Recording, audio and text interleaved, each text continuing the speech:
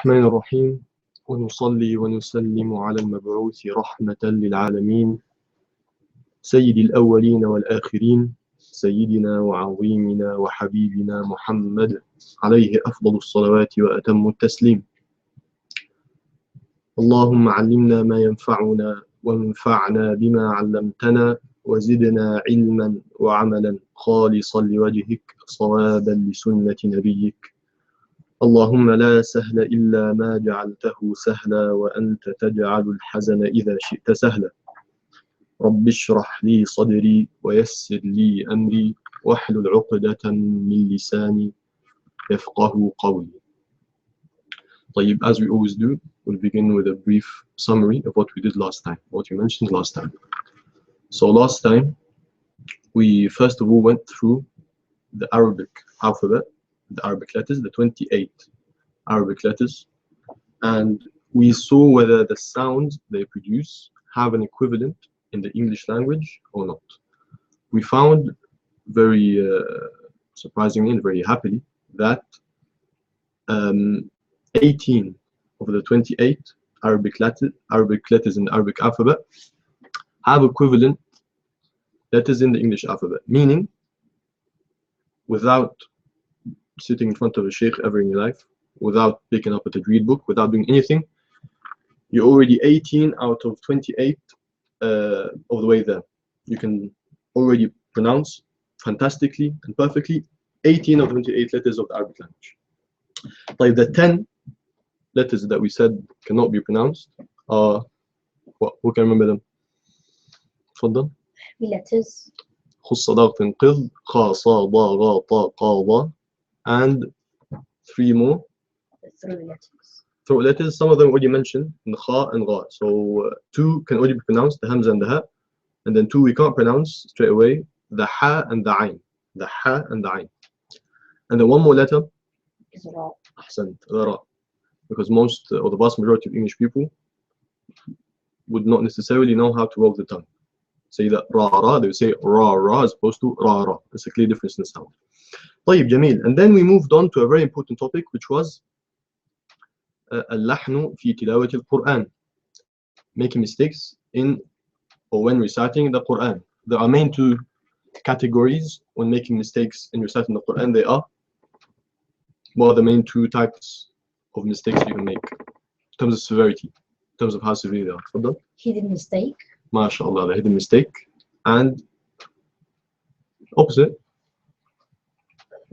Seeable mistake.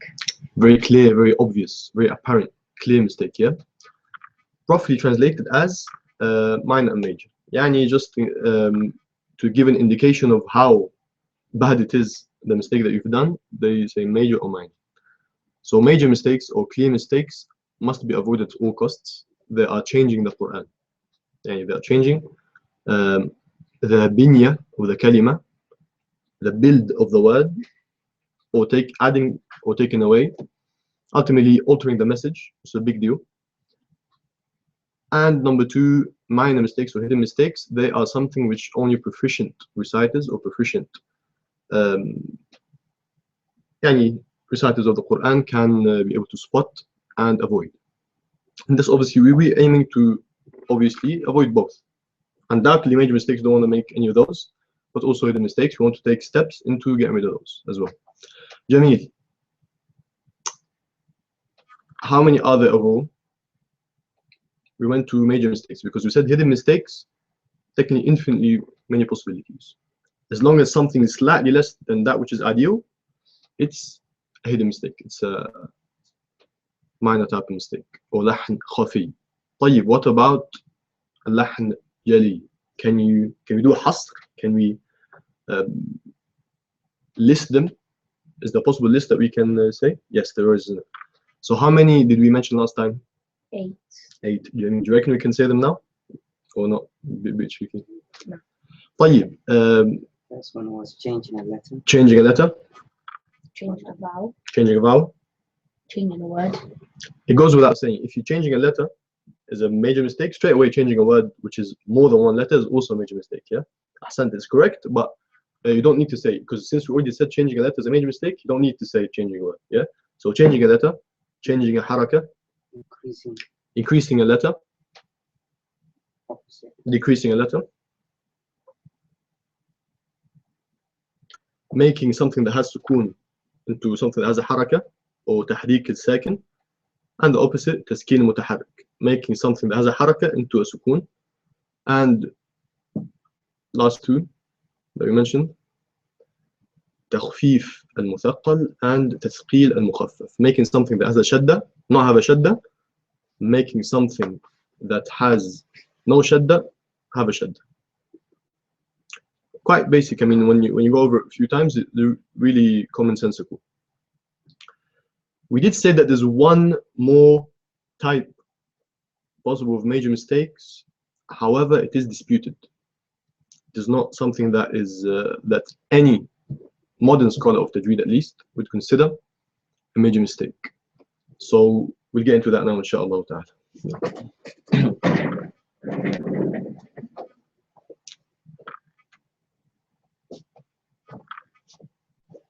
طيب. So quick recap. Number one, changing letter. 2, changing haraka or vowel.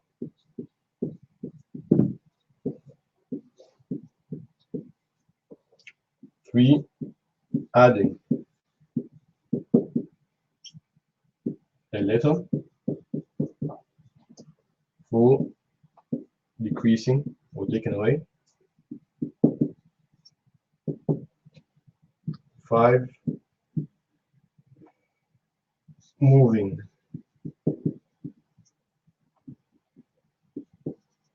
that which is still, in other words, giving something that has a sukun, a haraka. Number 6, the opposite of that, making still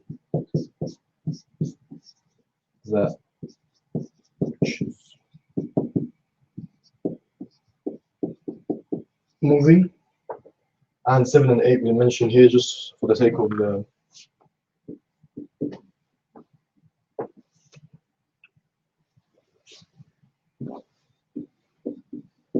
making light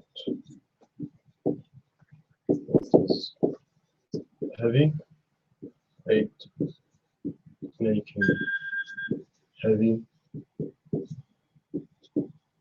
what is light. طيب, so that's everything that we mentioned so far. Hopefully everything is clear.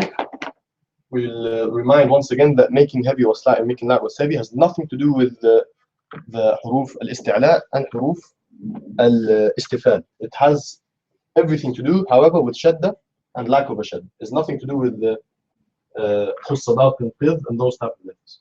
Hope that's clear. Number 9 is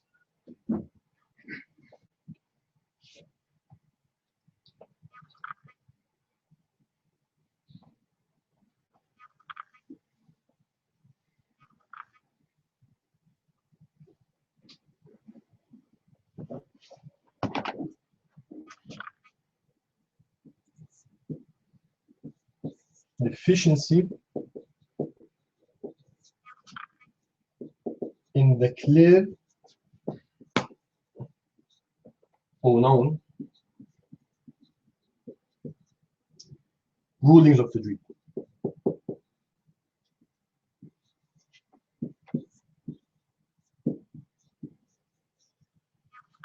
So what does this mean? What does this actually entail? Let me give an example to make it clear in your minds. If we said غير المغضوب عليهم ولا الضالين, did we technically do any of the above mistakes from 1 to 8? Did we add a letter, take away a letter? Did we change a letter? Did we change something that has shadda from a shadda? We didn't, right? No. Right? طيب, what did we do? We left out the mad. We left out the mad. طيب, another example. If I said قل أعوذ برب الناس ملك الناس إله الناس, there's something off, right? What's off? The gun. The ghunna. I mean, you don't need to be a scholar to realize these things. You don't need to be a very proficient reciter. You don't need to go very deep into Tajweed to realize that there's a ghunna in قُلْ أَعُوذُ بِرَبِّ النَّاسِ. Must be النَّاسِ. Why? Just, I know it must be. وَلَا الضَّالِّينَ. Why? What's the reasoning? What's the theoretical logic? I'm not interested, but I know, and it's very clear to me that this is the case. طيب. That's why when you have a ruling that's been unanimously agreed upon from all the Qurra, and this is slightly technical, but in all riwayas, all qira'at, no matter who you go to, no matter what riwayah you're reciting, this hukm exists, then some scholars have considered leaving it out a major mistake. There is no one ever who has authentically recited وَلَا الضَّالِّينَ ever. Hasn't happened.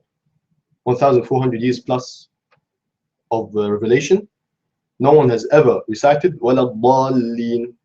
But what's the reply to this then? It does not change the meaning at all. Does not change the meaning at all. So that's why the other camp would say, but has no impact on the meaning. So why should it be something that's a major mistake? The word is still exactly the same word. So we have this apparent dichotomy. It's something that has never been recited through revelation. Everyone has always recited 6 harakat in dhalin, but it has no impact on the meaning. Just to give you an idea as well, and we won't get too deep into this because it's obviously it's a technical discussion, and I want to keep it as clear and simple as possible. There is an occasion when a man was reciting to Ibn Mas'ud radiallahu anhu ardah. Ibn Mas'ud, for those who don't know, is an honored companion. He's a scholar of Quran in recitation. The Prophet sallallahu alaihi wasallam gave him tazkiyah, gave him blessing himself. He said, "Man sarrahu an yaqra al-Qur'an ghaddan tariyan kama unzil, falyaqra biqira'ati ibn Abd." Whoever it pleases him to recite the Quran smooth and flowing as it was revealed, let him recite with the recitation of Ibn Abd. Who is Ibn Abd? It's the kunya, it's the nickname of Ibn Mas'ud. So this is the person that we're talking about here. It is as good as they come when it comes to recitation of the Quran. طيب. So let's go back to our scenario. A man was reciting to Ibn Mas'ud and he said, reciting from Surah At-Tawbah, إنما الصدقات للفقراء والمساكين. Straight away stopped him. Ibn Mas'ud stopped him. He said, ما هكذا أقرأنيها رسول الله صلى الله عليه وسلم. Not like this did the Prophet of Allah, did the Messenger of Allah صلى الله عليه وسلم approve it for me. The man asked him, كيف أقرأكها? How did he approve it for you? How did you recite it for you? He said, أقرأنيها مرسلة إنما الصدقات للفقراء والمساكين. So what's the difference? The elongation, right? No impact on the meaning whatsoever. Yet Ibn Mas'ud felt the need to tell this man this is not how it's recited. This would give an indication of the importance of even the rulings which have no impact on the meaning, like the apparent and known rulings of Tajweed.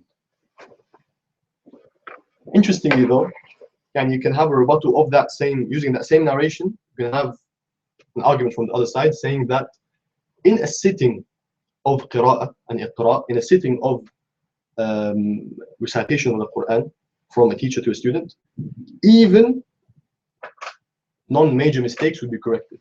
Even technical issues would be corrected. Does that make sense? Yeah. So that entails that it's not necessarily a major mistake just because it was corrected, and that's the logic. Ala kulli hal, we'll leave it at that, inshallah. Just know for a fact that it's something that we shouldn't fall into. Whether it is as bad as the others, and we'll leave that up to the scholars to decide. But something we definitely shouldn't fall into regardless. طيب, is that clear? Barakallahu feekum. Alright, let's get on to what we want to get on to today. We start with a very, very simple but very important concept. We hinted towards it on the very, very first lesson. We said, when we mentioned the vowels, the basic vowels, fatha, dhamma, kasra, is that they don't have a direct and fixed period of time. No one can ever say a haraka is 0.5 seconds. That's not true.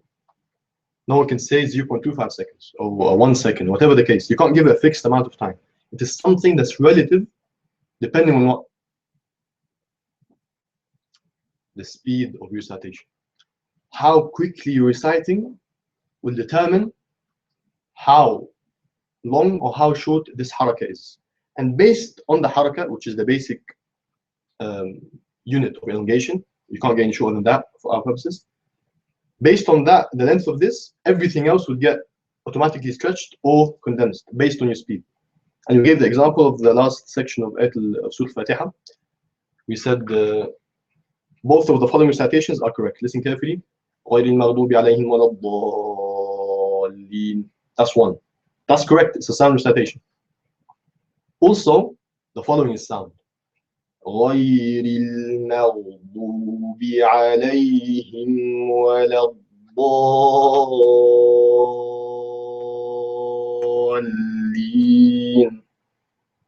Now you can't tell me that ضالين, the first one, was the same length as the second one.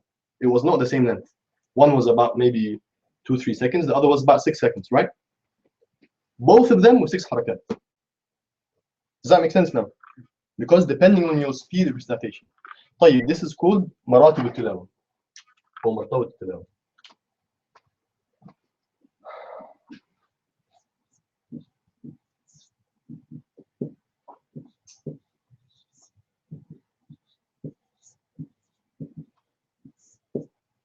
Speed of recitation. يعني مرتبة is literally level, but يعني it makes sense to translate as speed.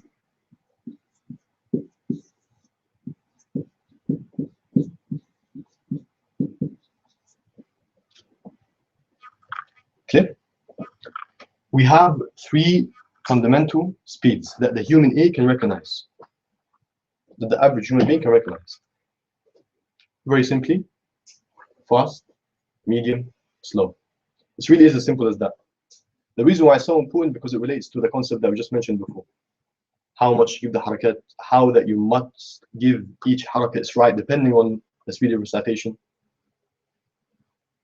Something that you so often hear reciters do, even like big ai*imma that people have a lot of respect for. They start very, very slow or very, very quickly and they end very slow. Or they start very slow and then end very quick. This is not really something to do. You should keep as steady as possible.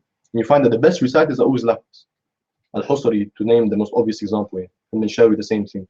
Mustafa Ismail, Al-Banna, Hudayfi, etc. etc. طيب, the 3 maratib from a technical perspective, technical Tajweed perspective, are called the following. 1 is fast. In Arabic, this is called hadd. This is obviously a sukoon and not a dot. Transliteration would be hadd. An example of this would be when you're doing your revision. Let's say, mashallah, you're hafiz, you want to recite 3 ajza a day, or 5 ajza a day. You're not going to do it very slow. You're not going to be doing the same speed that I just recited. Most likely, you're going to be saying, أعوذ بالله من الشيطان الرجيم بسم الله الرحمن الرحيم الحمد لله رب العالمين الرحمن الرحيم مالك يوم الدين. Everything was sound, but it was quick. It was a quick recitation. Yeah? Jameel.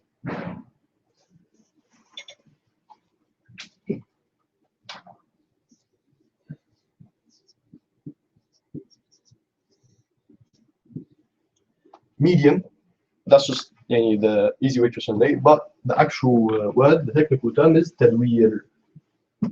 Tadweer. This is the technical term when it's referring to a recitation that's middle speed, not too fast, not too slow.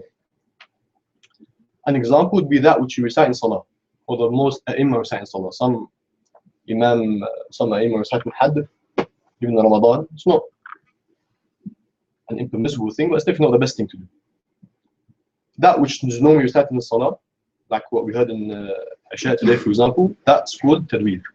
An example would be أعوذ بالله من الشيطان الرجيم بسم الله الرحمن الرحيم الحمد لله رب العالمين الرحمن الرحيم مالك يوم الدين. Steady, clear, not too fast, not too slow either. Yeah? This is called Tajweed. Transliteration being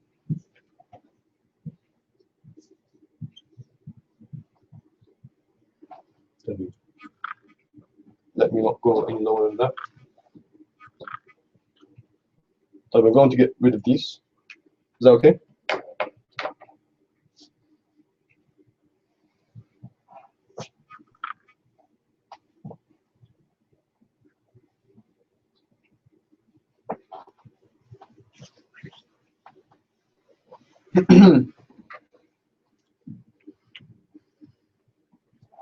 Number 3. So we had fast, medium, and slow.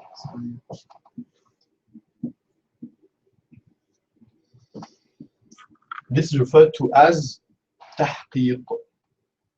I'm going to get into a very important concept after I write it down.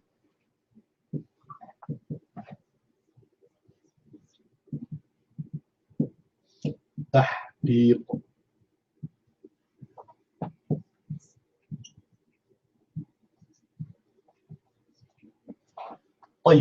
Some scholars have chosen to refer to the slow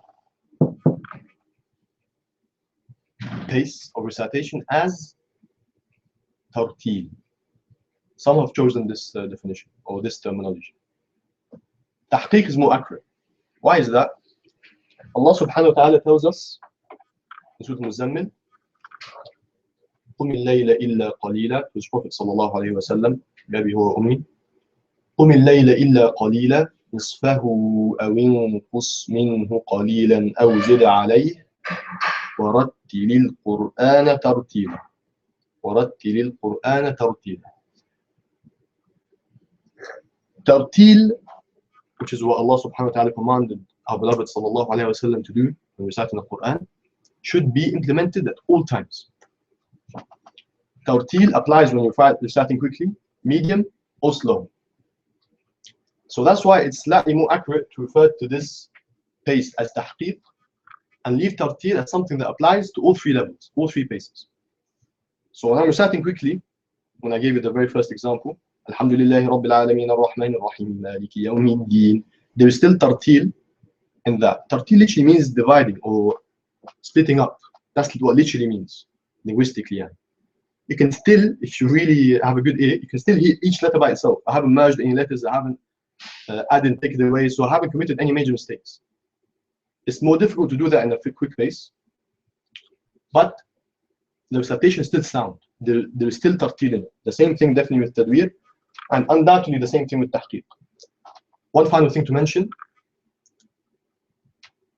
from an objective standpoint, there is no one way to recite the Quran better than the other at any given time. So you can't say this is definitely better than this. It depends on the context.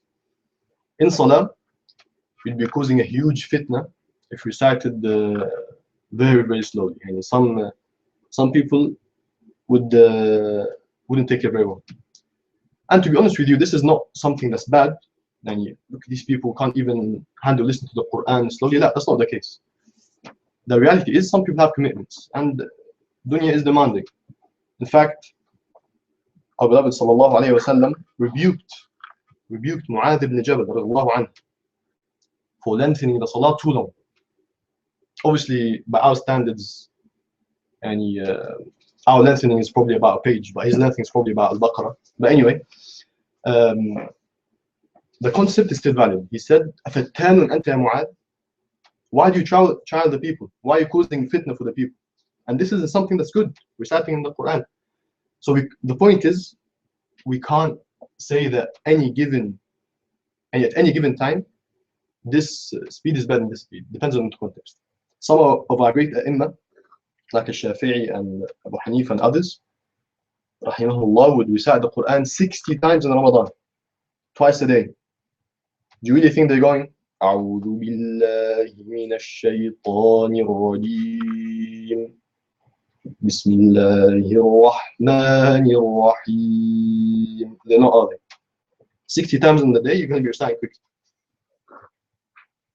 طيب. In the context of delivering a message and causing others to contemplate it, تحقيق is the best, undoubtedly.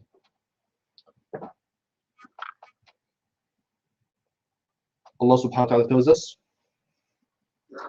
كتاب أنزلناه إليك مبارك ليدبروا آياته وليذكر أولو الألباب. صح? Meaning, a blessed book which we have revealed to you, according to the Quran, so that they contemplate over its meanings. Which is more likely to get you to contemplate? Alhamdulillahi Rabbil Alameen Ar-Rahman Ar-Rahim Malik Yawm Ad-Din Iyyaka na'budu wa iyyaka nasta'in. Or Alhamdulillahi Rabbil Alameen Ar-Rahman Ar-Rahim Malik Yawm Ad-Din. And that to be the letter, right? The letter. So when delivering the message of the Quran with the aim of making the listener really contemplate and have an effect on him, tahqiq is the best. Which is why you really find the best of reciters and the best of recitation are in this form. Which brings me on to the final point in this topic, which is the common terminology. Some people will be wondering, what's all this mujawwad and murattal stuff about them? You just said 3 terms that we've never heard in our lives before. Hadr, tadweer, and tahqiq. Hadr, quickly. Tadweer, medium. Tahqiq, slow. So often, like in YouTube recitations and MP3, there's murattal and mujawwad, right? This is the commonest way, or the layman's terminology of the speed of the Quran. Murattal is steady, can refer to quick, can refer to medium, and mujawwad is very slow. It's not a technical term, it's not a technical terminology from the science of Tajweed, but it's something that lay people use to identify this is medium or steady speed, and this is very slow. So mujawwad is what the Egyptians specifically are renowned for, reciting very slowly, very clearly. There are definitely transgressions that take place, specifically modern day. Classically, that wasn't the case, but modern day, there are people that get too overexcited and treat the Quran almost as a song. But as a concept of reciting the Quran slowly and clearly, this is undoubtedly the best. Murattal can come under Hadr and Tadweer. Point being is, this is the technical terminology. We're going to stick to that, inshallah. Just for your information, Murattal is steady and Mujawwad is slow. That's the commonest way of defining it. طيب, any questions so far? Everything clear? Yeah. Alhamdulillah. We're going to move on then, yeah?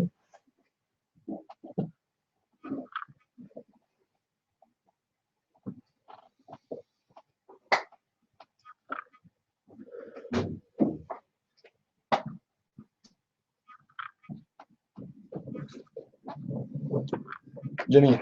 What's time? SubhanAllah. Time flies by. طيب, let's now actually start reciting the Quran. When you start reciting the Quran, you're not going to recite Quran straight away. There are things that you say preliminarily or to prepare the listener or yourself for the recitation. Those are 2 concepts. Number 1, Isti'adha. Number 2, Basmalah. So we are in chronological order, where you say first is Isti'adha and then Basmalah.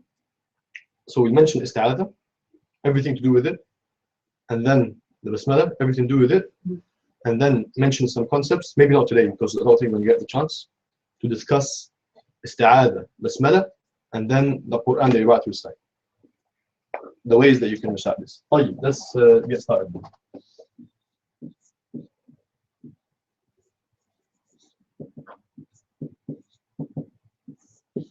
الاستعاذة.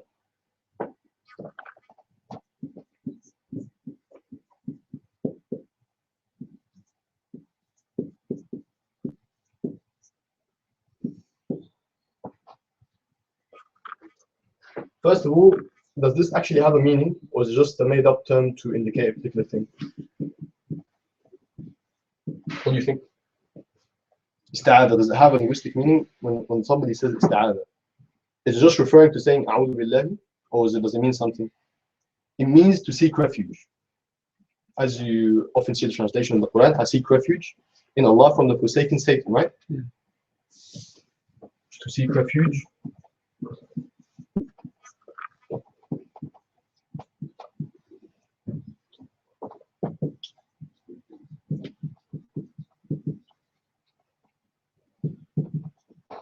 How often do you have to say it? We're going to get to that, inshallah. Okay.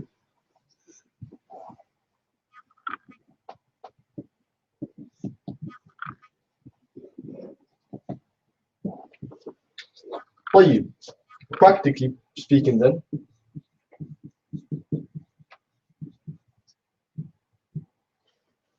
what does it mean? From the Tajweed realm, from the point of view of the science of Tajweed, when we say Isti'adha, we're referring to not the linguistic meaning, but we're referring to the saying or the uttering of the statement أعوذ بالله من الشيطان الرجيم, or other similar statements. Practically, the utterance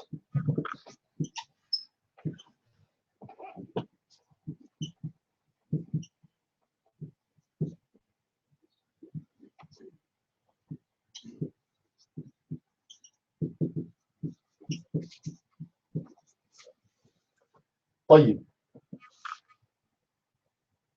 Style, let's say, let's call it style. Or how?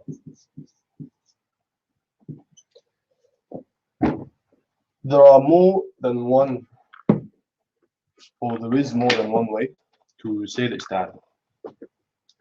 Undoubtedly the most common, and even the best, the most authentic, the most favored way to recite the Isti'adha is the way that everyone does it.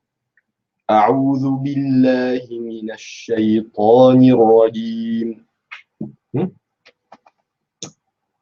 are many others though, and all valid. You can still recite them. أعوذ بالله من الشيطان. أعوذ بالله السميع العليم من الشيطان الرجيم. أعوذ بالله العظيم من الشيطان الرجيم. أعوذ بالله السميع العليم من الشيطان الرجيم من همزه ونفخه ونفثه. That's probably as far as it gets. All of them are valid. So what's all this based on? Why do we do this? First and foremost, there's a command from Allah subhanahu wa ta'ala to us to do this. You know the ayah? فإذا قرأت القرآن فاستعذ بالله من الشيطان الرجيم. أحسنت بارك الله فيك. فإذا قرأت القرآن فاستعذ بالله من الشيطان الرجيم. So when you recite the Quran, seek refuge in Allah from the forsaken Satan or devil. طيب, this would make it seem as if it's let me just write this quickly. Any of what we just said. The best is أعوذ بالله من الشيطان الرجيم. You can say any of the ones that I just told you right now. This is a command. The ayah that we just quoted is a command. فاستعذ. Usuliyun would say that any command in the Quran or the Sunnah entails what? It becomes an obligation. Unless there's a reason for it not to be. Unless there's an evidence for it not to be an obligation. So is the Isti'adha an obligation? Yeah. No. Because there are many occasions where the Prophet ﷺ recited the Quran and companions recited to the Prophet ﷺ the Quran, and they did not say the Isti'adha before they did. It should be done, but it's not a must. We're not going to get into evidences because this is not a fiqh discussion. This is more, we're going to view it from the Qur'an perspective, yeah? From a tilawah practical perspective. When we do it, yeah, you should recite this Isti'adha. طيب? But you're not sinful if you don't. Ibn Sirin, rahimahullah, has a beautiful summary in this. He said, as long as the Muslim recited the Isti'adha once in their lives, the obligation has been taken from you. So we okay, inshallah. Jameel. So let's write that down. Ruling.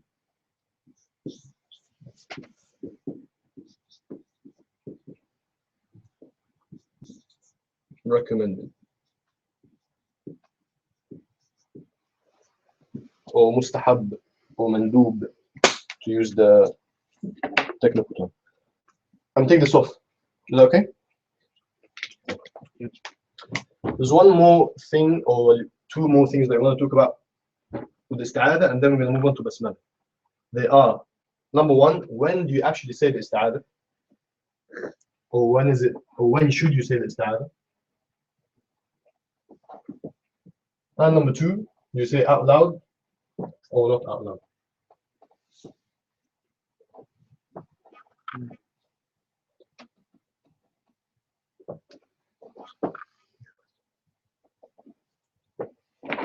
So when?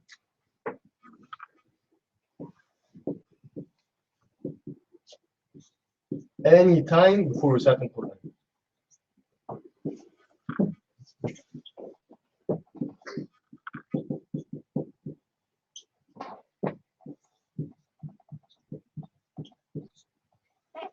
Anytime you're about to recite the Quran, you would say Isti'adha. The issue is, do you do it out loud or not out loud?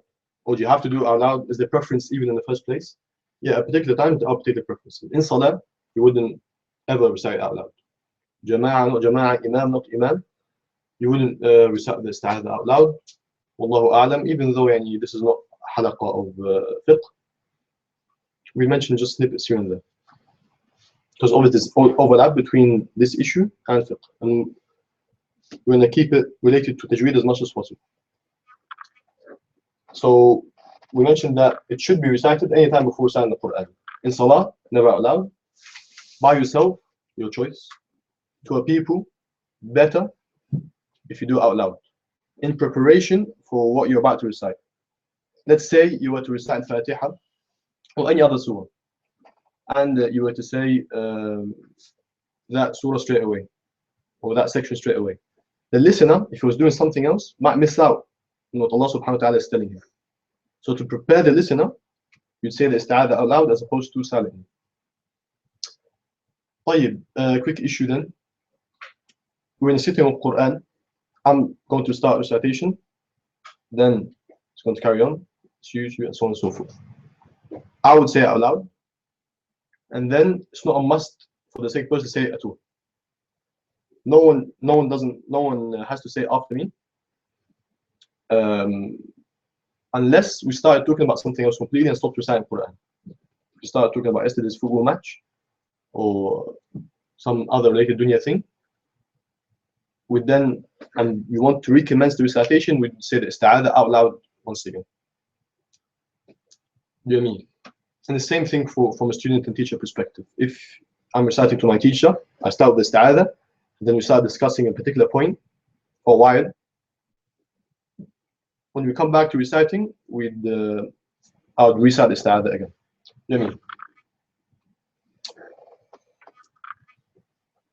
So when, anytime before reciting Quran,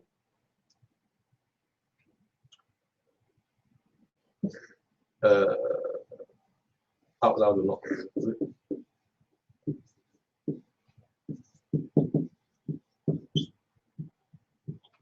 So it's just the explanation. I don't want to write the whole explanation down, but Salah, silent, yourself, your choice.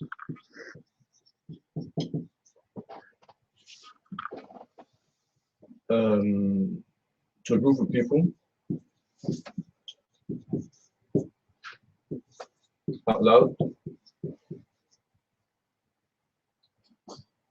and then obviously you mentioned if it's cut out, if the chain is cut out, and then you say it again if you started discussing something not related to the Quran, or there was a long pause. Yeah, clear? Nice, fadl. What's like a waswasa? Truly, sometimes you need to start the Quran. Sometimes you just remember something and you just freeze, just say, I'll something after that way. Yes, there's nothing wrong. There's no reason why that would be something incorrect here. It's really fine. In fact, there's direct evidence with that.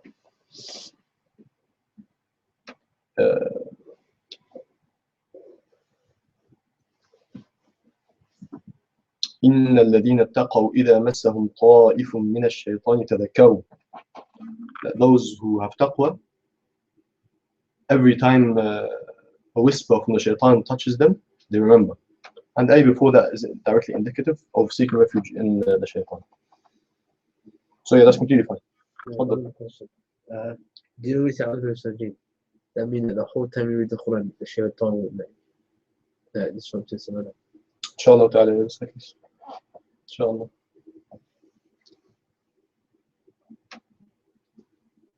Allah A'lam. Let's not go to fiqh because I'm not qualified. Let's be honest, I'm not faqih, so يعني fiqh questions save them for faqih, inshallah. طيب. Any other question related to Tajweed?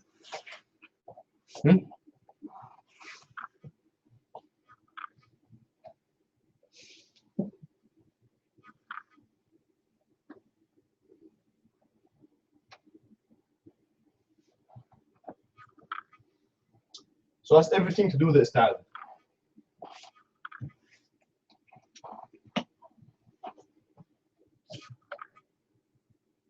SubhanAllah. Now after minutes, we'll start discussing Basmalah, inshallah.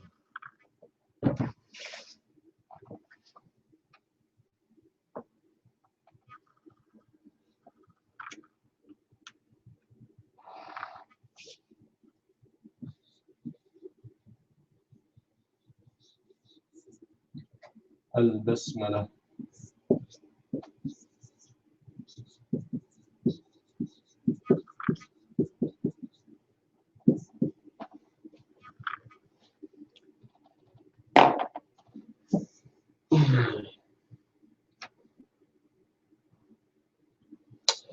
طيب, we'll try to follow the same logic as we did before. So first things first, linguistically. Does it have a meaning? Think about it while I write it down. We said that Isti'adha means to seek refuge. Does the Basmalah have something? Can you use that as the verb?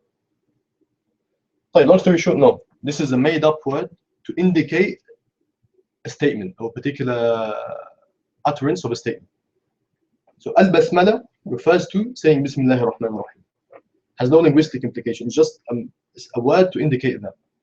Same thing we have another example. Hawqala. Have you heard Hawqala? Hawqala has no linguistic meaning except that it refers to the saying of La hawla wa la quwwata illa billahi al-ali azim. What about Hasbana? What do you think? Ahsant, Hasbuna Allah wa ni'mal wakeel. And that sort of thing. Hasbana, Hawqala, Basmala, they have no meaning within themselves. They're just words to indicate that the utterance of that statement. So, no Arabic meaning.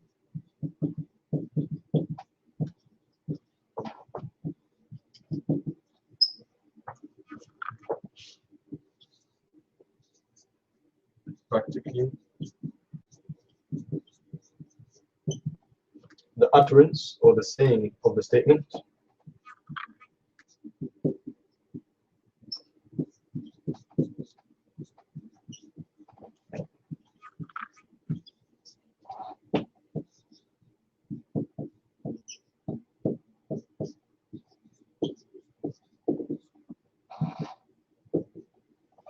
طيب.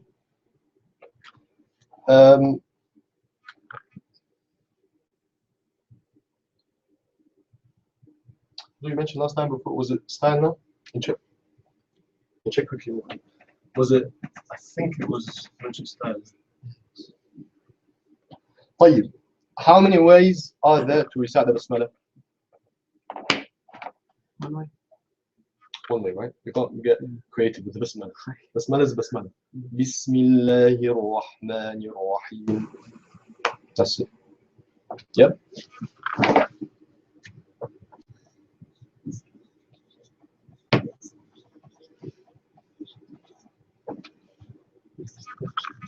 I apologize for my handwriting.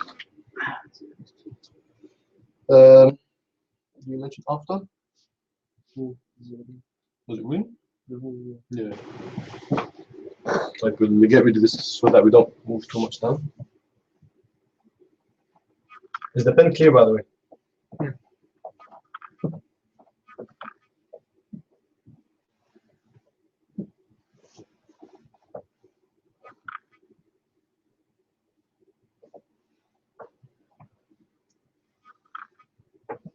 Are you ruling?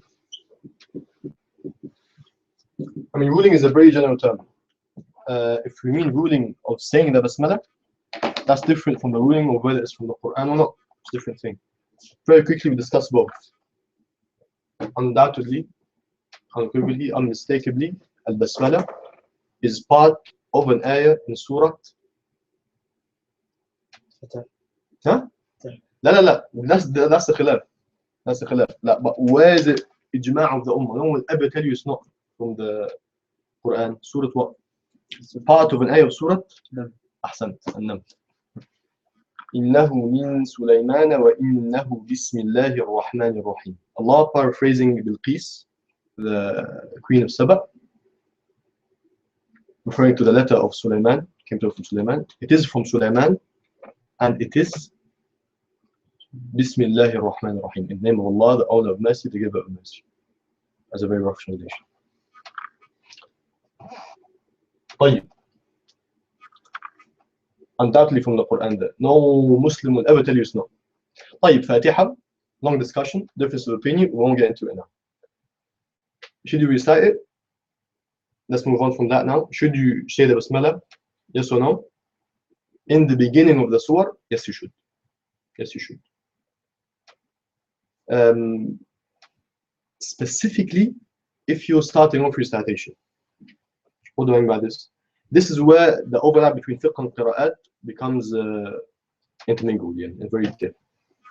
There are some qira'at where between the transition of one surah to the next, you wouldn't actually say the Basmalah. You would not say the Basmalah. I'm talking from a general perspective now. But we are obviously, everything we're talking about is from the perspective of the riwayah of Hafs and Asim.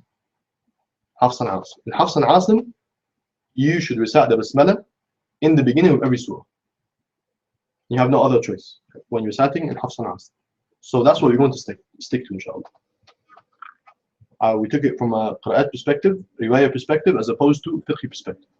And there is an intermingling and overlap, which sometimes confuses a lot of people, even the scholars and people of knowledge. طيب, so once again, for our purposes, ruling before every surah.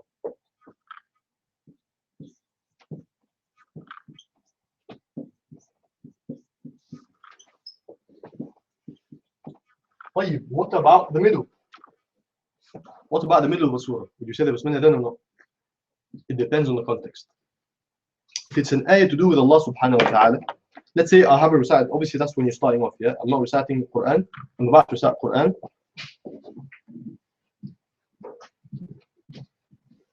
Do I say the Isti'adha? We discussed that. Do I say the Basmalah? Depends on the context. If it's an ayah to do with Allah subhanahu wa ta'ala, Ayat al-Kursi, Allahu la ilaha illa huwa al-hayyul qayyum. Ayat al-Nur, Allahu nuru as-samawati wal-ard.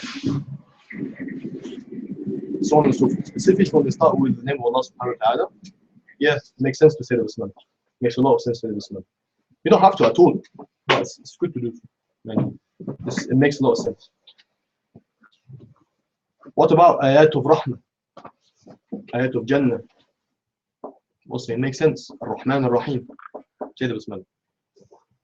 What about ayat of Adab? Punishment of Allah subhanahu wa ta'ala. We say it's not befitting. It's not befitting to say the Basmalah in that context. If you do, it's not a huge problem, but it's better if you don't. Once again, this is really, there's a lot of leniency with that respect. When it comes to the middle of the surah, whether you say the Basmalah or not, it's your choice. But from Hafs and Asim, in the beginning of the surah, you always say the Basmalah, yeah? Whether you just starting off reciting, or you finish the surah, and you start in the next. So let's say just finish the Fatiha. وَلَا الضَّالِّينَ. Next surah is Baqarah. Even if it's not the directly surah after it, you'd say the Basmalah if you started from the beginning. Bismillahir Rahmanir Rahim. Alif Lam Mim. طيب. But it's not a must, right? It's just optional. In Hafs and Asim, you should. In Hafs and Asim, you don't have any other choice but reciting. From a fiqh perspective, I'm not a faqih, I can't tell you about fiqh. But Hafs and Asim,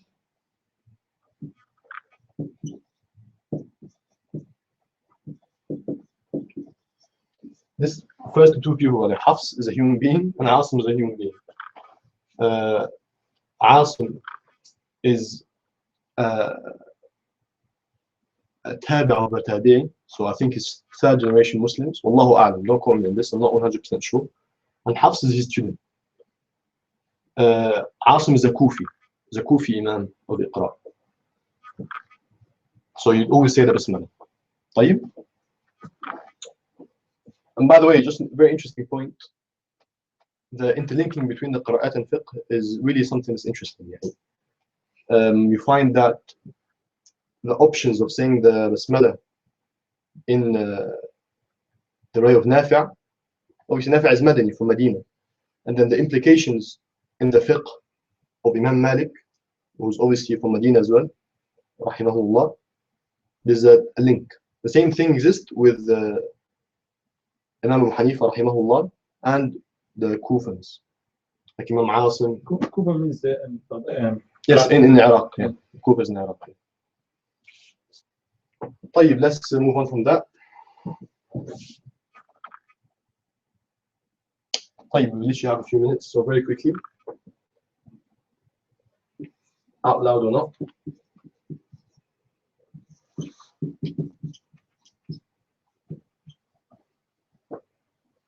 I mean, I missed that when, but we discussed it because it's very interlinking with the ruling. So the ruling is that you have to, in Hafs and Asim, at the beginning of every surah. So that's 2 in 1. When and the ruling, beginning with every surah, in Hafs and Asim, you have to do it. Yeah? And we said that in the beginning of the middle, it's up to you. It's your choice. And we said that it's preferable if the ayah is about Allah subhanahu wa ta'ala mercy, not so much if it's about adab or not.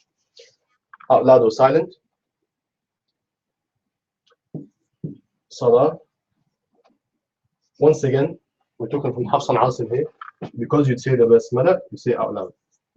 This is once again a fiqh discussion and we don't want to get too technical, but for now, it'll be out loud.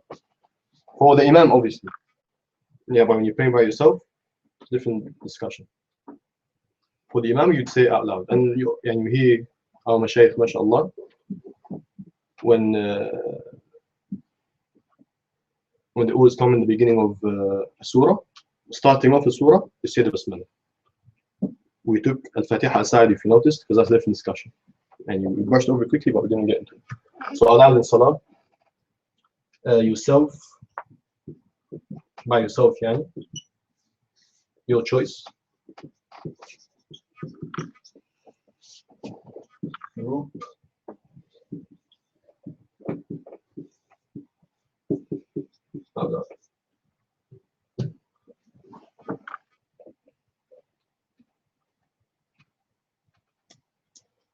طيب.